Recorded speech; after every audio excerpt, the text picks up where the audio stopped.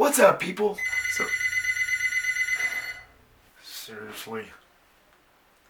If this is you... This is Killer G at WOODB. You have already won. Oh, really? Yes. Won what? A chance to win a free trip anywhere. All you need to do is answer one question. Okay, shoot. What door am I at? Is this you again? You got me. Son of a... Ah! Freaking thinks it's funny, huh?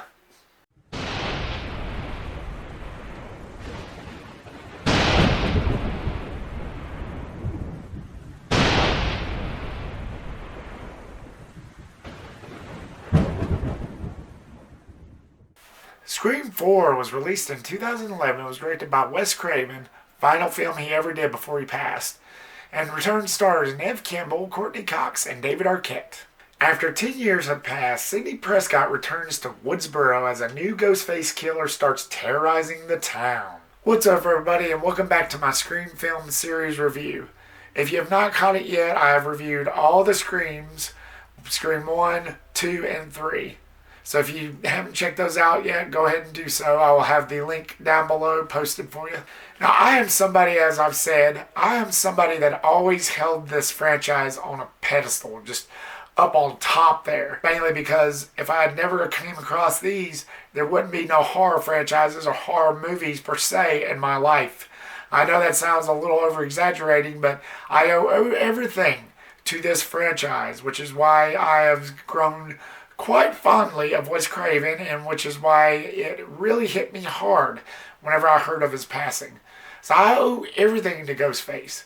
I started watching these before I even got into Wes Craven's other masterpieces like Freddy Krueger. I owe everything to Ghostface. Everything. So as everybody I'm sure knows, Scream 3 was meant to be the final chapter. It actually says so in the poster. And they actually refer to it as the final chapter in the film. It took them 10, 11 years, give or take, for them to come out with Scream 4, or Scream, as everybody else likes to call it. But Scream 3 had a lot of problems. I'm more open-minded than most. I'm not poking fun at anybody, but I've just always been that way. Haven't really been as critical as most people have been towards any film. Yes, I do have merits and complaints on certain ones, but I've always tried to be fair, so that's what I was trying to be for Scream 3, but I have acknowledged it. In fact, I have said it in the review for Scream 3. I do know what everybody's beef is with that. So when they greenlit Scream 4, when I kept on hearing news that there was another Scream in the makings, which I think by that time it was like probably the end of summer of 2010, is when I started hearing rumblings about it, and then they started greenlighting it, and then I started hearing them filming. I was most excited, so was the 10-year wait worth it? Let's find out. Let's start with the positives of Scream 4. The writing. Kevin Williamson is back, baby. And you can definitely tell. One of the things that really ailed people for Scream 3 was his absence, because you see it plastered all over that movie. There was no meta references. There was no wit about it. There was no brilliance. There was nothing that really enticed people, that really got people into the mood for Scream 3 that the first two did. So when Kevin Williamson, when I heard that he was back, that they hired him back for Scream 4, I had hope. And let me tell you something. It definitely shows. It definitely brings that brilliance back. That meta movie reference, especially in the cinema club classroom scene. Because all there are now are remakes. Only horror the studio's greenlight.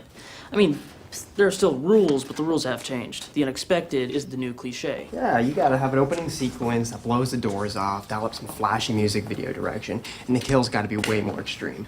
That meta magic that made the first two all comes back flooding in this one. The brilliance, the wit, it's all back. 3 took a huge nosedive, but 4 really made up for it. 4 really knocked it back on track. You know, give or take, it did take 10 years or so, but it was definitely worth it. One particular day that always sticks out to me like a sore thumb is April 19th of 2011.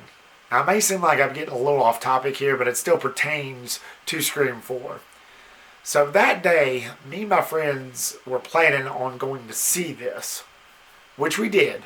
But not only did we get to see Scream 4, an awesome horror flick, but that same day, a favorite TV show of ours was coming out on DVD, the last season of The Fresh Prince of Bel-Air, which we both purchased. Now that's a show that's been struggling to get their seasons out on DVD at that time. And we've been waiting since forever for that to actually finish out. So not only did we get an awesome TV show, we also got to see an awesome film, an awesome horror movie in theaters. It was just icing on the cake. And that's why that day always sticks out to me like a sore thumb. And the setting was pretty clever. They returned to Woodsboro, the place where it all started. They kind of got away from it after 1, of course. They come full circle back to where it all started in Scream 4. So I thought that was pretty clever. It was just a nice callback, a nice nostalgic callback. And the direction was clever. In the original trilogy, you have the rules where, you have to do this in order to survive a horror movie. And then in the sequel, it tells the rules about the sequel rules. And then in the third one, it tells the rules about the trilogy rules. So in this one, since it's a new decade, new rules, they threw this whole remake thing out. Because by the time Scream 4 came out, all you saw was remakes. So I thought that was pretty clever. So the reversals become the new standard. In fact, the only surefire way to survive a modern horror movie, you pretty much have to be gay. Again, it's all part of that cleverness that Williamson has an act for, and was definitely missing in 3. The story was good. You see Sidney Prescott, played by Neve Campbell, once again, returned to Woodsboro after years on tour. She's a book writer now. She basically wrote this book called Out of Darkness, which is pretty much based on her life, kind of like the Stab films are, which is still alive in this. By this time, they made like 7 Stab movies. She writes a book, and it's basically, just tells about the darkness in her past and how she got out of it, how she rebuilt herself. I thought that was an interesting character trait to add. And then she goes back to where it all started, Woodsboro, which made all the more sense. And then right then and there, just her luck, this new killer springs up and starts the madness again. It was really enticing. I like it after several movies, they just go back to where it all starts. That's really intriguing for me. And as stated, you get Neve Campbell and Courteney Cox and David Arquette back. Again, I won't go into much detail because they're still fierce and they still got it going on. They hadn't missed a beat. And 10 years have passed and they doesn't seem like they aged at all. And then you got the Newcomers, which is pretty cool. Emma Roberts, Hayden Panettiere. I hope I'm pronouncing that name right. I'm sorry if I'm not. And then you get these 2 movie buffs, which is kind of like the Randy character. So they kind of get the spirit of Randy back in these 2 nerdy movie buff type characters. And I thought that was pretty cool. In this one, they're the ones that tells all the rules of the remakes of the horror genre in the more modern times. And I thought that was pretty clever as well. Carnage Candy was off the chain. This is exactly how the first 3 should have been like. The first 3 was highly censored. It was a victim of its time because the MPAA was just bat-crap crazy back then. I mean, they couldn't handle anything. They were a bunch of wusses, to tell you the truth. I mean, that's my opinion. But this is exactly how the first 3 should have been. The first 3 was more like PG-13, sort of. I mean, there was a few exceptions, but in Scream 4, 10 years passed. A lot has changed in Hollywood. They show more, and blood and gore is definitely what you get. You get plenty of carnage candy.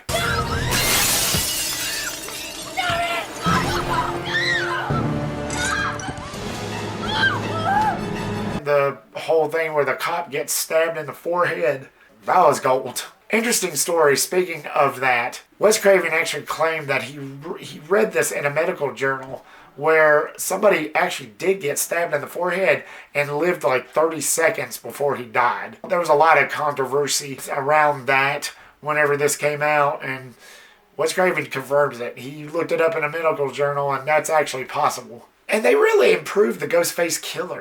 In the first 3, he was so clumsy, It's like he was drinking the whole time, every time he was in costume. They sort of got away from that in this. Ghostface in Scream 4, the killer dressed up in Scream 4 was more stable, was more focused. Yeah, like I said, they got rid of all that clumsiness where he trips and falls and goes through glass windows, which I thought that was hilarious as hell in Scream 3. But he just wasn't as trippy in this. Oh, I gotta stop drinking. There's some nice jump scares here and there. They were pretty decent. I actually jumped out of my seat a couple times. The first few times that I watched this, I jumped out of my seat and out of my bed a few times. I have not been able to do that in a long time before this movie came out. Actually, in between either. I just hope the new Scream kind of does it justice as well in that department. Scream 4, or Scream 4, was a definite improvement over 3.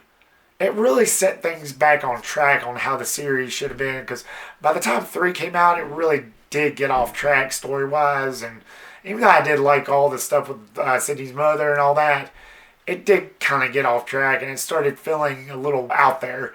But Scream 4 definitely did put it back on track on how it's supposed to be. That being said, and I only have one negative, was the lighting. I don't know what was up with the cinematography work on this, but it just seemed a little bit too bright. It was too flashy, even in the normal scenes, where it would show the hospital and the cop lights. Even the lettering on that billboard was just too flashy. They could have dialed it down a little bit. As I mentioned in the first film's review, I bought the 4K of the original Scream, and that made it look perfect. So I hope that they re-release all of them. That's without a doubt, but whenever they get to Scream 4, I'm pretty sure that they'll be able to correct all that. They have the technology. They over-exaggerated the lighting a little bit, but other than that, that was the only negative that I have. Scream 4 definitely was a step up. It was just nice to see the series come back with a full blast of blood. If you're somebody who felt cheated and let down from Scream 3, know that there is hope. Scream 4 is a definite improvement that is worth your time and deserves to be on a pedestal. So Scream 4, Scream 4, whatever you want to call it, what was your thoughts on it? Was this a definite improvement in your mind over 3? Or was this the weakest that you've ever seen? Leave me your comment down below and give me your thoughts. Thank you so much, guys, for watching this video. We are almost at the end of our Scream review series. I will have the new one out for you sometime this week, if not next week, but soon, followed by a Scream ranking of all 5 of them. So stay tuned for that, and thank you so much, guys, for watching this video. Like, subscribe, comment, and share the big 4, and I will see you next. Peace.